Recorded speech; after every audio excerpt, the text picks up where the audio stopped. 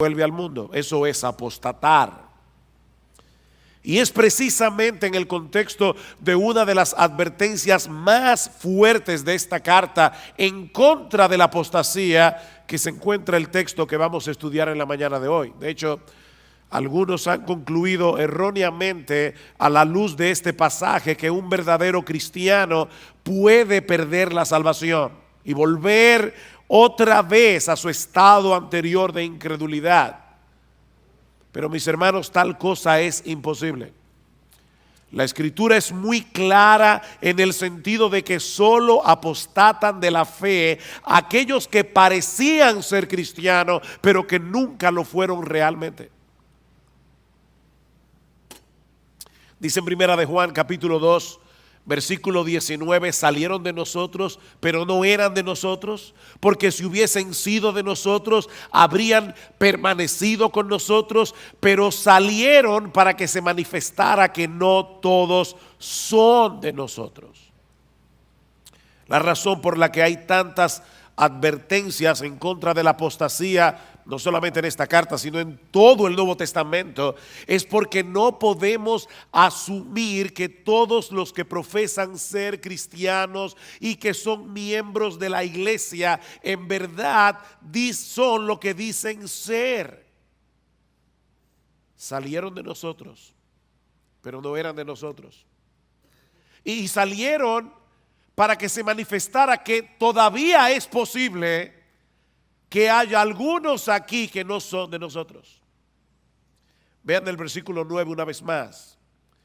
Dice el autor de la carta a los Hebreos: pero en cuanto a vosotros, amados, aunque hablemos de esta manera, estamos persuadidos de las cosas que son mejores y que pertenecen a la salvación, porque Dios no es injusto como para olvidarse de vuestra obra y del amor que habéis mostrado hacia su nombre, habiendo servido y sirviendo aún a los santos. Versículo 11, pero deseamos que cada uno de vosotros muestre la misma solicitud hasta el fin.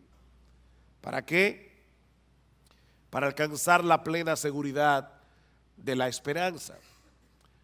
Estos hermanos habían dado evidencias de ser verdaderos creyentes, pero el autor quería animarlos a no desmayar, a seguir haciendo lo que estaban haciendo, a mostrar la misma solicitud hasta el fin, y esto por dos razones.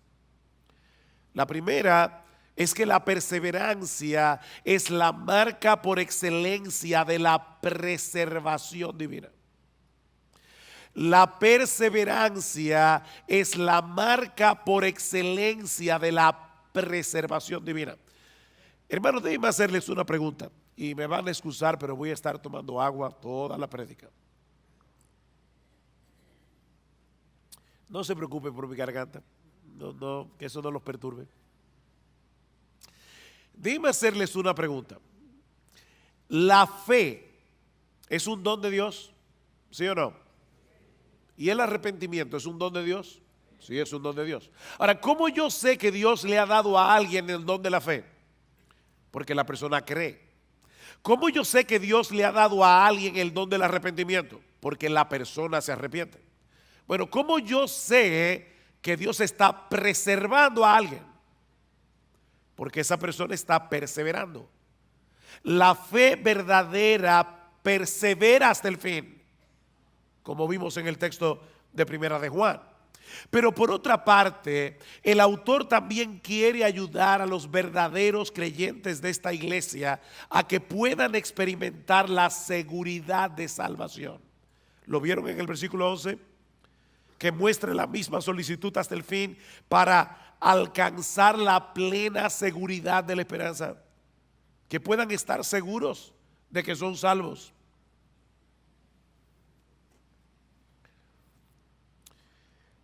Mis hermanos, se puede ser un verdadero creyente y no tener certeza de que lo eres. La seguridad de salvación no la tienen todos los cristianos. ¿Oyeron eso? O dejen ponerlo de otra manera. La inseguridad de salvación no es una prueba de que no somos cristianos. Hay muchos creyentes que van a llegar inseguros al cielo. Y hay muchos impíos que van a llegar seguros al infierno, creyendo que son creyentes. No todo el que me dice Señor, Señor, entrará en el reino de los cielos, sino el que hace la voluntad de mi Padre que está en los cielos. Así que la seguridad de salvación no es necesaria para ser salvo. Sin embargo, cuando un creyente no puede estar seguro de su salvación, no podrá disfrutar plenamente de la bendición de ser salvo, ni tampoco podrá correr bien la carrera. Noten el versículo 12. Porque yo quiero que ustedes alcancen la plena seguridad de la esperanza, a fin de que no seáis perezosos. El estar seguro te mueve a no ser perezoso. ¿Cómo podremos entonces obtener una plena certeza de nuestra salvación? ¿O cómo vamos a poder seguir avanzando hacia la madurez en nuestras vidas cristianas, de tal manera que podamos ser cada vez más útiles para el reino de Dios? En el versículo 12 nos dice dos cosas al respecto. La primera es que debemos seguir siendo diligentes en el cuidado de nuestras almas. Debemos ser diligentes en el cuidado de nuestras almas. Versículo 12.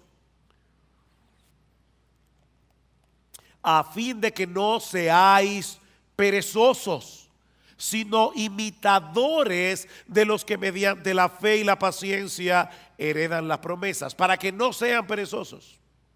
Y la pereza de la que el autor está hablando aquí es una indisposición para el cumplimiento de nuestros deberes espirituales. Tú debes leer la Biblia, tú debes orar, tú debes venir a la iglesia, debes venir al culto de oración, debes leer buenos libros cristianos, debes tener una comunión edificante con otros hermanos en la fe. Esos son nuestros deberes espirituales, pero el perezoso, aunque lo sabe, no lo hace. Dice Salomón en Proverbios 26:13 que el perezoso siempre encuentra una excusa para dejar de hacer lo que tiene que hacer.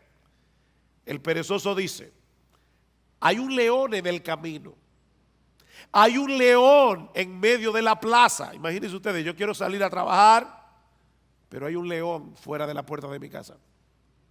Así que prefiero quedarme aquí seguro. O dice en Proverbios 15:19 que el camino del perezoso es como un seto de espinos. Él tiene un deber que cumplir, pero magnifica de tal manera los obstáculos que tiene por delante que termina dejando el asunto para otro momento. Y es interesante porque no es que el perezoso no desee estar en una mejor condición espiritual. No, de hecho en Proverbios 13:4 dice que el alma del perezoso desea, pero nada alcanza. Él desea, pero nada alcanza. Le dije que me iban a ver bebiendo agua hoy. No sufran, que yo estoy más interesado en decir este mensaje. Mañana descansaré la garganta. El perezoso no ha perdido la capacidad de desear una mejor condición espiritual de la que tiene. Él quiere, pero no lo puede alcanzar por causa de su pereza. Mis hermanos, si no somos diligentes en el uso de los medios que Dios ha provisto para que alcancemos una mejor condición, nuestros deseos nunca serán cumplidos. ¿Qué debemos hacer entonces? Despojarnos de nuestra pereza espiritual y en dependencia del Espíritu Santo disponernos a hacer lo que debemos hacer en el momento en que debemos hacerlo, aunque no tengamos ningún deseo de hacerlo. Pastor, ¿y eso no es hipocresía? No, eso es diligencia. Eso es diligencia. Yo no tengo deseos de leer la Biblia hoy en la mañana. Pídele a Dios que te dé deseo, ábrela y léela. Yo como que no tengo deseos de ir a la iglesia hoy. Levántate, cámbiate y sin ningún deseo, ven a la iglesia. Ser diligente es hacer lo que tú tienes que hacer en el momento en que tienes que hacerlo, aunque no tengas ningún deseo de hacerlo. El crecimiento espiritual requiere un esfuerzo diligente de nuestra parte. Pero pastor, yo creía que la salvación era por gracia. Y lo que usted está diciendo de verdad parece oponerse a la doctrina de la gracia. Si es por gracia, yo no tengo que hacer nada para merecer la bendición de Dios. Tú tienes razón. Si es por gracia, no es por mérito. La gracia se opone al mérito, pero no se opone al esfuerzo. De hecho, Pablo le dice a Timoteo en 2 Timoteo capítulo 2, Timoteo, esfuérzate en la gracia. Esfuérzate en la gracia. La gracia se opone a nuestros méritos. La gracia no se opone a nuestro esfuerzo.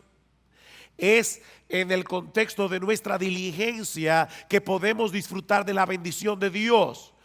No porque ese esfuerzo nos haga merecer que Dios nos bendiga, sino porque Dios ha decretado que seamos bendecidos siendo nosotros diligentes,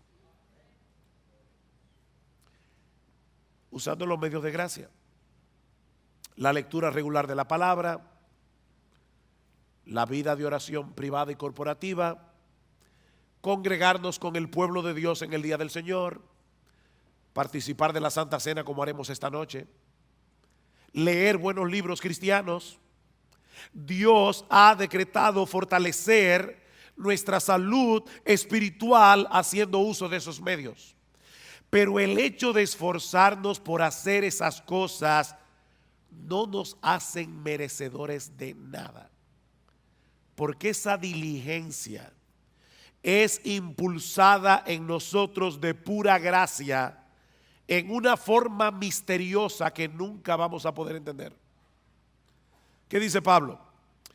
Por tanto, amados míos, como siempre habéis obedecido, no como en mi presencia solamente, sino mucho más ahora en mi ausencia, ocupaos en vuestra salvación con temor y con temblor, porque Dios es el que produce en vosotros así el querer como el hacer por su buena voluntad. ¿Quién produce el querer y el hacer? Dios lo produce. ¿Quién es el que tiene que ocuparse en su salvación? Tú y yo debemos ocuparnos en nuestra salvación. La obra de Dios nos impulsa a obrar. Y precisamente por eso Él se lleva toda la gloria en nuestro esfuerzo.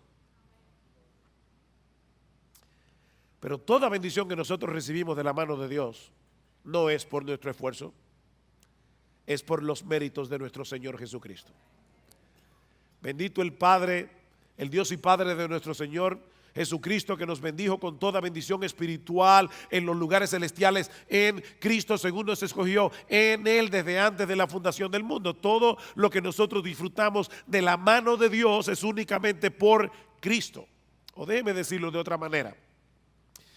Aún los medios de gracia que Dios nos ha provisto y el impulso para hacer uso de esos medios son un regalo de gracia. Pero somos tú y yo los que debemos disponernos a hacer lo que tenemos que hacer, no para ganarnos su favor, sino porque ya fuimos favorecidos. Así que no es un asunto de méritos, es un asunto de confianza en Dios. Una confianza que nos mueve a hacer lo que Él dice que debemos hacer para mantener una buena salud espiritual. Déjame hacerte una pregunta. ¿Qué debe hacer un hombre o una mujer para alcanzar una buena calidad de vida? La Biblia dice que yo no puedo añadir a mi estatura un codo por más que me afane. O sea, yo me voy a morir el día que me voy a morir. Por eso alguien decía, come saludable, ve al gimnasio y muérete a pesar de todo. Eso no es lo que tú vas a ver en los gimnasios, pero es una realidad. Ahora, ¿qué debe hacer una persona para tener una buena calidad de vida? Bueno, debe mantener una dieta balanceada, un programa regular de ejercicios físicos, descansar apropiadamente y ese tipo de cosas. Dios ha diseñado nuestros cuerpos para que responda a la dieta, al ejercicio, al descanso. Si yo soy responsable en el cuidado de mi cuerpo, aún así puede ser que me enferme y que me muera antes de cumplir 40 años, pero lo cierto es que esas son las cosas que yo debo hacer en mi responsabilidad para tener una buena calidad de vida. ¿No es así? Si Dios determina otra cosa, amén, pero yo debo ser responsable en darle a mi cuerpo el cuidado que necesita. Ahora, cuando yo hago todo eso, como balanceado, hago ejercicio, descanso, ¿lo hago para merecer la salud? No es un asunto de méritos. Es un asunto de responsabilidad y de confianza en que Dios me dice que lo haga. Si yo estoy enfermo y me tomo la medicina que el médico prescribió, no es para merecer ser sanado, sino porque confío en el médico. ¿No es así? Mi deseo de ser sanado y mi confianza en la capacidad del médico es lo que me hace hacer lo que él me dice. Bueno, hermanos, lo mismo ocurre con nuestra vida espiritual. Pablo dice a Timoteo, ejercítate para la piedad. O como lo traduce la Biblia de las Américas, disciplínate a ti mismo para la piedad. Eso es algo que nadie puede hacer por ti. O sea, no esperes que tú te vas a levantar por la mañana. Wow, qué deseo yo tengo de salir a correr 5 millas. No. A veces los que corren y hacen ejercicio físico no tienen deseo de levantarse, pero ellos lo hacen por responsabilidad. Bueno, tampoco esperes que todas las mañanas tú te vas a levantar con un impulso para leer tu Biblia. No, a veces tú vas a querer seguir durmiendo. Pero debes levantarte como quiera, abrir tu Biblia y leerla. Ejercítate para la piedad. Disciplínate a ti mismo para la piedad. Ahora, nunca olvides que son medios de gracia. Eso quiere decir que aun cuando haces uso de esos medios que Dios ha prescrito para preservar la salud de nuestras almas, debemos hacerlo descansando en Él. No en nuestras propias fuerzas o en nuestra propia capacidad. Señor, voy a leer tu palabra, dame entendimiento. Abre mis ojos para ver las maravillas de tu ley. Alimenta mi alma. Déjame ver a Cristo en las páginas de las Escrituras y aumenta mi admiración por Él. Porque contemplando su gloria es que somos transformados de gloria en gloria. Señor, voy al culto de oración o de adoración. Por favor, ayúdame a adorarte sin distracciones. Por favor, ayúdame, Señor, que yo pueda percibir y experimentar tu presencia junto a mis hermanos en la iglesia. Ayúdame, Señor, para atesorar la palabra predicada de tal manera que obre poderosamente en mi corazón. Ayúdame, Señor. Así que lo primero que el autor de Hebreos nos está diciendo aquí es que si tú quieres perseverar hasta el fin, si tú quieres seguir avanzando hacia la madurez cristiana, debes ser diligente en el cuidado de tu alma. Amparado en el poder del Espíritu de Dios, pero tú debes ser diligente en el cuidado de tu alma. Pero hay algo más que debemos hacer. Y es aprender a esperar con fe y con paciencia que Dios haga en nuestras vidas lo que Él ha prometido hacer. Vean el versículo 12 otra vez. a fin de que no seáis perezosos, sino imitadores de los que mediante la fe y la paciencia heredan las promesas.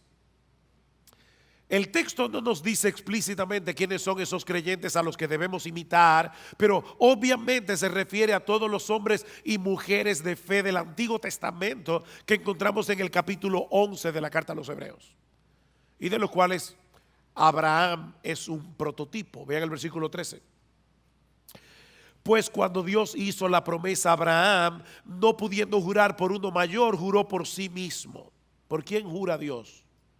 Por él mismo, diciendo: ciertamente te bendeciré y ciertamente te multiplicaré. Y así, habiendo esperado con paciencia, obtuvo la promesa. Habiendo esperado ¿cuántos años? 25 años, con paciencia, pero Dios le dio el hijo. La historia de esos hombres, mis hermanos, quedaron registradas en las Escrituras con un propósito didáctico. Dice Romanos 15: porque todo lo que fue escrito en tiempos pasados para nuestra enseñanza se escribió a fin de que por medio de la paciencia y del consuelo de las Escrituras tengamos esperanza.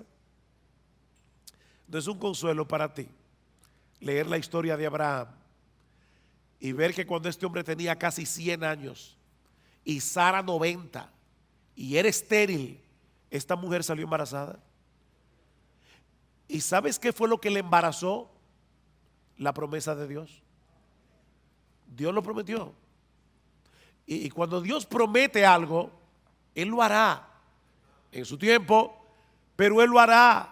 El Espíritu Santo inspiró a los autores de las Escrituras para que dejaran un registro de las historias de estos hombres y mujeres del pasado que se aferraron a las promesas de Dios con fe y con paciencia, aún en medio de circunstancias muy difíciles.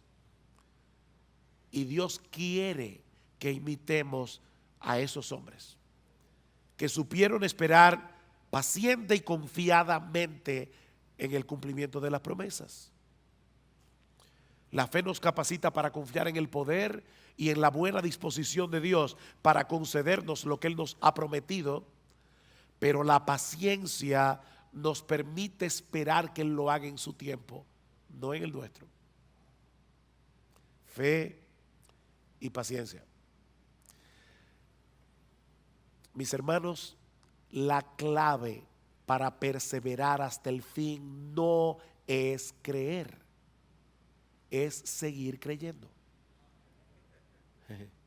No es creer, es seguir creyendo. Es seguir esperando hasta que Dios en su sabiduría haga lo que Él ha decidido hacer, en el tiempo en que Él ha decidido hacerlo y en la forma como Él quiere hacerlo. Esta palabra que aparece en nuestro texto y que se traduce como paciencia nos habla de quietud y confianza prolongada en medio de la aflicción. Eso es paciencia. La fe nos lleva a descansar confiados en las promesas de Dios. La paciencia nos permite continuar esperando lo prometido, aunque en medio de las circunstancias en que nos encontremos nos dé la impresión de que Dios se olvidó del asunto. Mira, mi hermano, Dios está más interesado en tu carácter que en tu comodidad. Él quiere llevarte a depender más de Él, a que tú entiendas cuánto lo necesitas. Si tú llamas una vez y no se te abre, y llamas otra vez y no se te abre, y vuelves a llamar y no se te abre, y por eso dejas de llamar, puede ser que todavía tú no hayas entendido cuánto tú necesitas la bendición de Dios. Eso quiere decir que tu fe necesita ser fortalecida. ¿Y sabes cuál es la lagartija que fortalece la fe? Yo no sé cómo le llamarán ese ejercicio en otra parte de América Latina, pero los push-ups, no sé cómo decirle. ¿Sabes cuál es el ejercicio que fortalece la fe? Seguir esperando a la promesa de Dios. Esperar. Esperar fortalece la fe. Dice en Romanos 8:24 que fuimos salvados en esperanza, pero la esperanza que se ve no es esperanza. Pues, ¿por qué esperar lo que uno ve? O como lo dice en otra versión, ¿quién espera lo que ya tiene? Es en la espera que se fortalece nuestra fe. Aquellos que han sabido unir la fe con la paciencia seguirán llamando y seguirán llamando y seguirán llamando hasta que le abran la puerta. Dice el salmista en el Salmo 123: a ti levanto mis ojos, oh tú que reinas en los cielos. He aquí como los ojos de los siervos miran a la mano de su Señor, como los ojos de la sierva a la mano de su señora. Así nuestros ojos miran al Señor hasta que se apiade de nosotros. ¿Por cuánto tiempo? Hasta que se apiade. Salmo 130: espero en el Señor, en Él espera mi alma y en su palabra tengo mi esperanza. Mi alma espera al Señor más que los centinelas a la mañana. Sí, más que los centinelas a la mañana. ¿Te das cuenta, mi hermano, la insistencia de la Biblia en el hecho de esperar? Si no aprendes a esperar, vivirás frustrado. Te vas a frustrar con Dios, porque el horario de Dios casi nunca encaja con nuestras expectativas. Te vas a frustrar. Dios pudo hacer el mundo en un segundo, pero lo hizo en 6 días.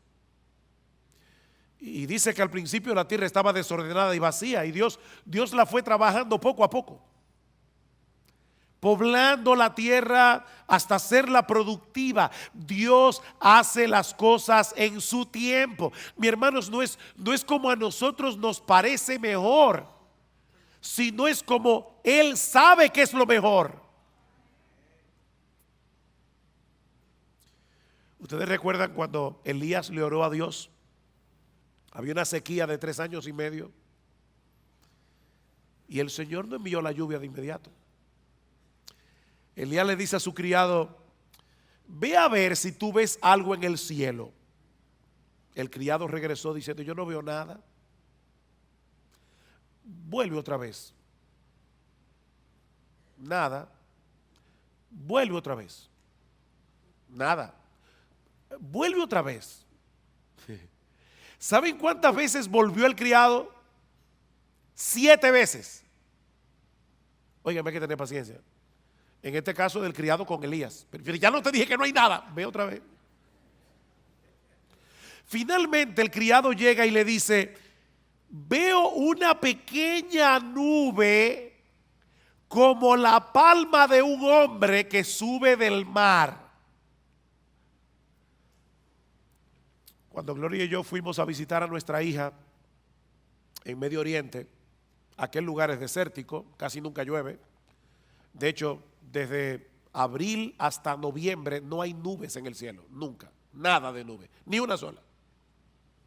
Ahora imagínate en ese desierto que alguien vea una nube del tamaño de la palma de una mano que está subiendo del mar y dice: ay, parece que va a llover.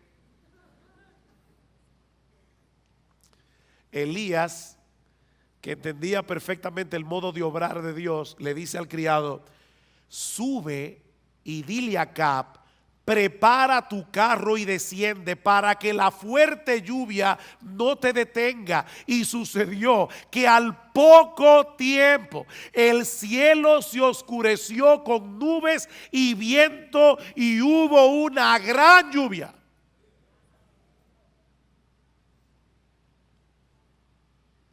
Dios tiene su forma de obrar. Él desea moldear nuestro carácter. Y eso solo es posible en el contexto de la fe y de la paciencia.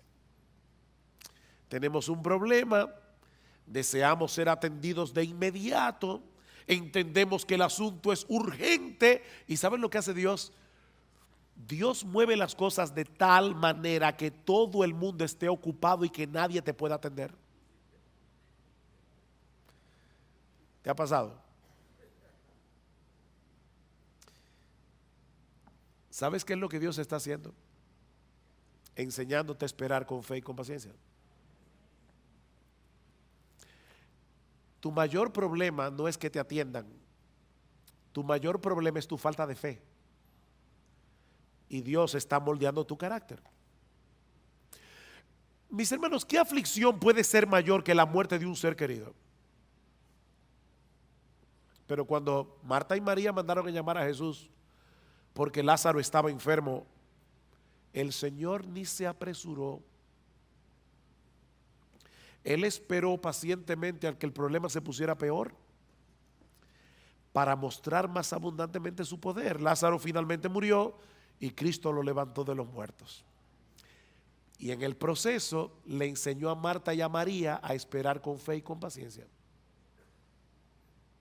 La hija de Jairo, cuando este hombre acudió a Cristo, su hija aún vivía, pero el Señor otra vez se entretuvo en el camino tratando otro caso, el de la mujer que tenía flujo de sangre. Y ustedes saben lo que sucedió.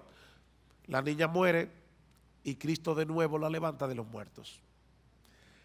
Estas historias están en la Biblia, mis hermanos, para enseñarnos algo. Cristo dejó que esa niña muriera para que nosotros aprendiéramos a tener fe y paciencia. A veces va a parecernos que el Señor no nos está haciendo caso. ¿Recuerdan la mujer sirofenicia? Señor, ten misericordia de mí, mi hija está posesa por un demonio, y Cristo ni le escucha. Los apóstoles vienen. Por favor, Señor, haz algo para que esta mujer nos deje tranquilos. No es correcto quitarle el pan de los hijos para dárselo a los perrillos. Yo vine primero a los perdidos de la casa de Israel. Y esta mujer le dice: sí, Señor, pero aún los perrillos comen de las migajas que caen de la mesa de sus amos. Y Cristo le dice: mujer, por causa de tu fe, lo que tú quieres te será hecho. Y dice que su hija fue sanada en aquella misma hora. Esta mujer no desmayó y por medio de la fe y de la paciencia obtuvo la bendición que deseaba.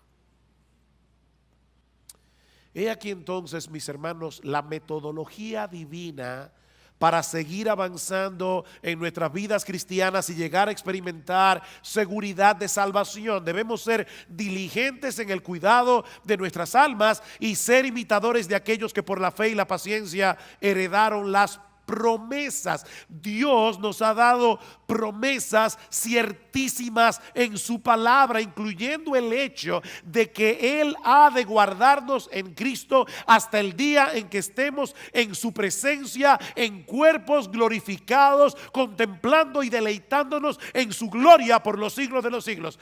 Él lo ha prometido y Él lo hará.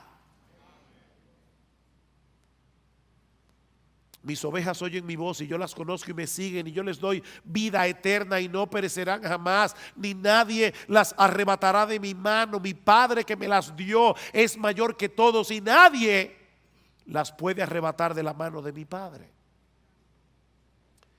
Si esperamos en las promesas de Dios con fe y con paciencia, tendremos el combustible necesario para energizar nuestra diligencia en el cuidado de nuestras almas. Recuerden lo que dice el autor de la carta a los Hebreos: deseamos que cada uno de vosotros muestre la misma solicitud hasta el fin. ¿Para qué? Para que tengan seguridad de salvación. ¿Para qué? Para que no seáis perezosos. Para que no seáis perezosos.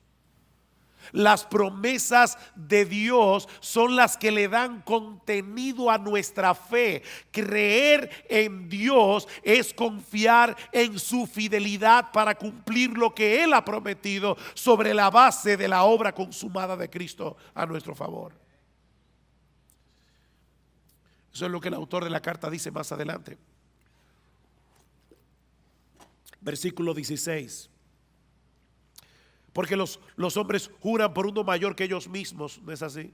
Hay gente que jura por Dios. ¿Y por quién jura Dios? Los hombres juran por uno mayor que ellos mismos, y para ellos un juramento dado como confirmación es el fin de toda discusión, por lo cual Dios, deseando mostrar más plenamente a los herederos de la promesa la inmutabilidad de su propósito, interpuso un juramento. Dios juró por sí mismo,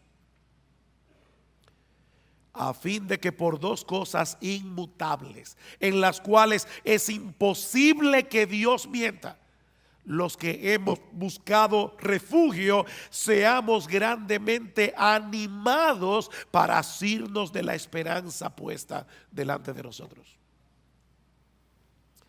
Seamos fuertemente, grandemente animados, la cual tenemos como ancla del alma, una esperanza segura y firme, y que penetra hasta detrás del velo, donde Jesús entró por nosotros como precursor. ¿Recuerdan cuando el sumo sacerdote entraba al lugar santísimo con la sangre del animal y rociaba el propiciatorio? Bueno, allí entró Jesús con su sangre para decirle a su Padre y a los ángeles: yo derramé mi sangre por este hijo mío. La justicia de Dios ya está satisfecha. Es imposible que Él termine en otro lugar que no sea en mi presencia. Aférrate a esa promesa. Aférrate a esa promesa. Mira, mi hermano,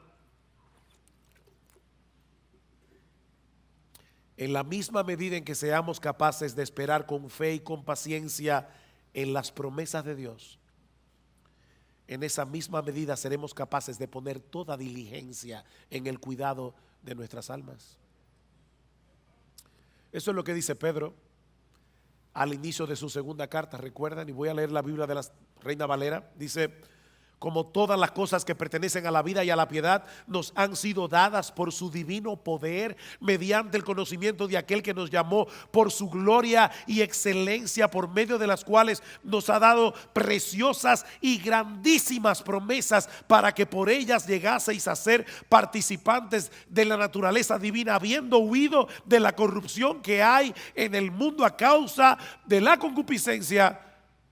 Por esto mismo poned toda diligencia en añadir a vuestra fe virtud, a la virtud conocimiento, etcétera, etcétera. Este es un texto muy denso, pero mis hermanos, lo que Pedro está diciendo es básicamente esto: todo lo que tú necesitas para tu vida cristiana, todo lo que tú necesitas para seguir avanzando hacia la piedad, ya Dios te lo dio por su divino poder. Eso es parte del paquete de la salvación. No nos falta absolutamente nada para nuestra vida cristiana y para la piedad. Ya lo tienes por su divino poder. Ahora, ¿cómo fue que Dios nos concedió todo lo que necesitamos para la vida y para la piedad? Mediante el conocimiento de aquel que nos llamó por su gloria y excelencia. ¿No le suena raro eso? Aquel que nos llamó por su gloria y excelencia. ¿Cómo Dios llama por su gloria y excelencia? Muy fácil. Dios abrió los ojos de nuestro entendimiento para que pudiéramos ser capaces de ver con deleite la gloria y las excelencias de Jesús. Lo que lo hacen a Él el ser más hermoso, el ser más deleitoso de todo el universo. Y de esa manera Dios nos atrajo a Jesús por su gloria y excelencia.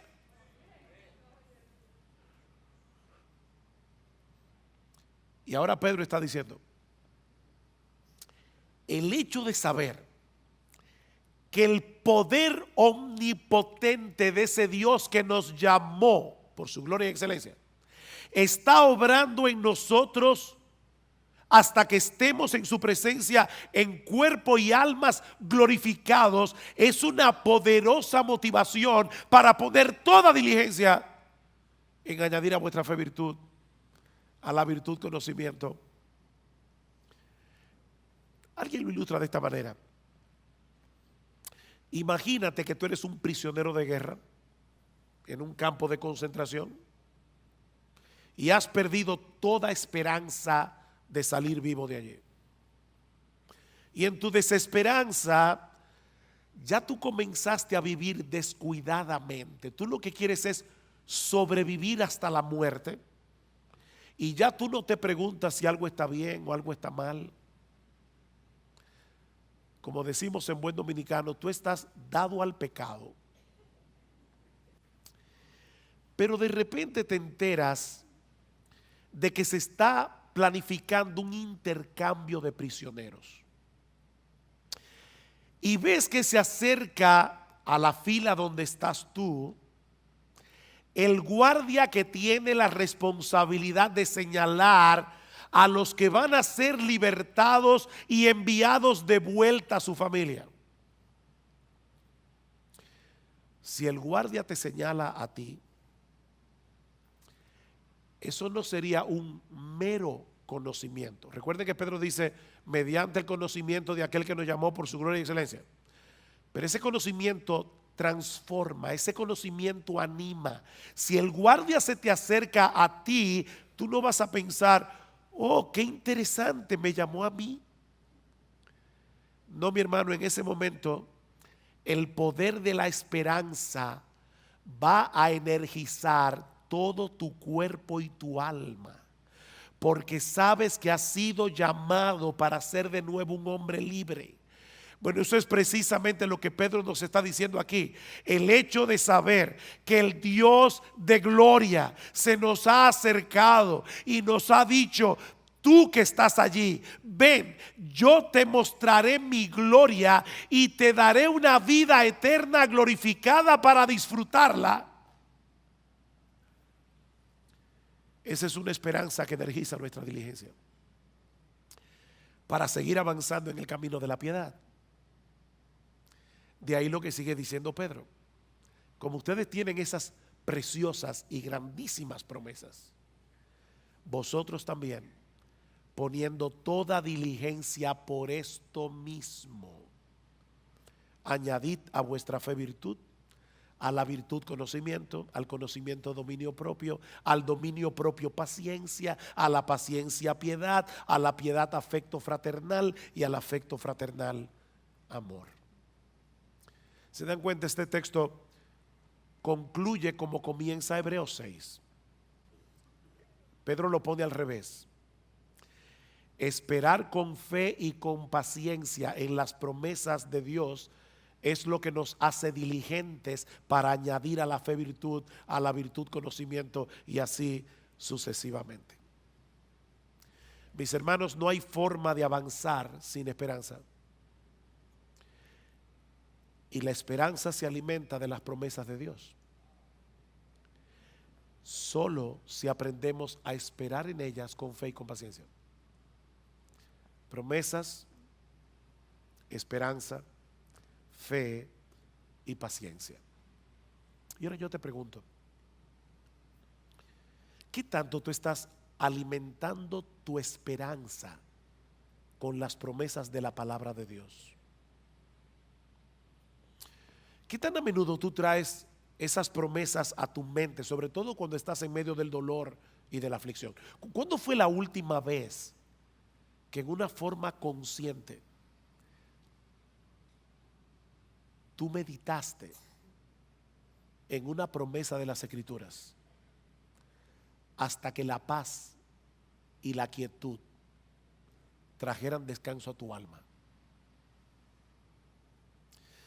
¿Qué tan dispuesto tú estás a seguir esperando en Dios, sabiendo que Él selló cada una de sus promesas con la sangre que Cristo derramó por ti en la cruz del Calvario. Recuerda que es por fe que andamos, no por vista. Mis hermanos, que el Señor nos ayude a mostrar la misma solicitud hasta el fin. Hasta el fin, no te canses, para alcanzar la plena seguridad de la esperanza, a fin de que no seáis perezosos y no imitadores de los que mediante la fe y la paciencia heredan las promesas. Y si acaso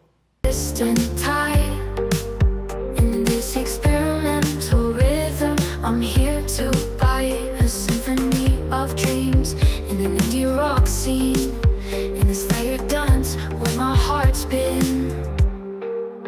I'm lost in the music, in this simply dream, with a classic tune that I can't quite see. Lay a female voice in the alt rock light, in this haunting song where dreams ignite.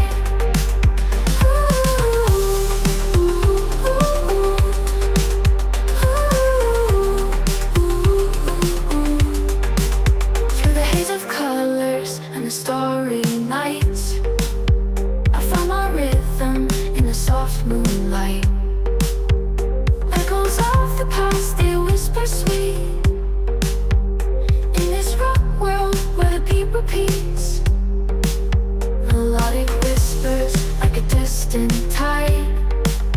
In this experimental rhythm, I'm here to buy a symphony of dreams in an indie rock scene, in this layered dance where my heart's been.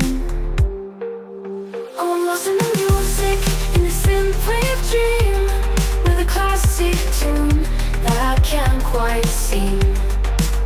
Lay a female voice in the alt rock light, in this haunting song where dreams ignite. Through the heart of the night where the guitars play, I found my rhythm in a soft mental way. A sweet surrender to the rock beat, in this haunting moment where my heart skips a beat. Oh, I'm lost in the music, in the simply